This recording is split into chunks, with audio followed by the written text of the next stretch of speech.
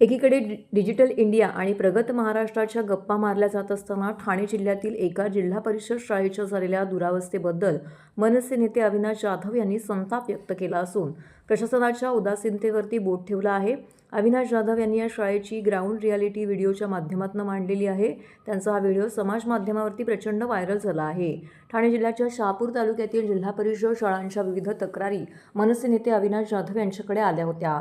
या तक्रारींच्या आधारे जाधव यांनी शहापूर तालुक्यातील खरम्यांचा पाडा जिल्हा परिषद शाळेला भेट दिली. तेव्हा त्यांच्यासमोर या जिल्हा परिषद शाळेबाबत एक वेगळंच वास्तव उभं राहिलं. शहापूर तालुक्यातील खरम्याचा पाडा जिल्हा परिषद शाळेचा एकूण पट 39 आहे.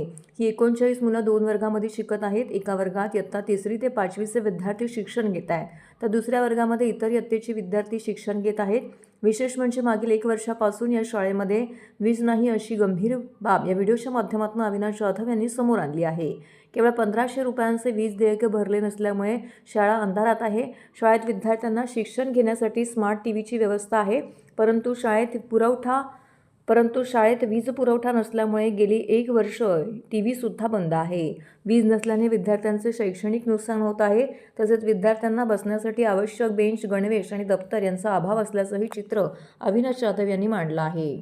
39 आहे आणि 39 मुलं ही 2 वर्गामध्ये शिकतात.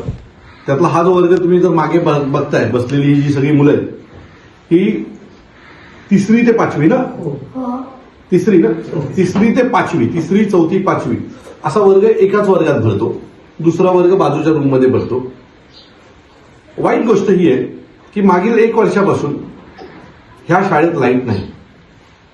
₹1500 हे बिल होतं आणि ते बिल भरलं गेलं नाही, म्हणून ही मुलं ही विदाऊट लाईट, पंखा याच्या शाळेत शिकतात. मागे टीव्ही आहे, पण 1 वर्ष झाला टीव्ही लागला नाही कारण लाईट नाहीये. कोणीतरी डोनरने कुठल्या तरी एखाद्या भल्या माणसाने ती टीव्ही दिली असेल.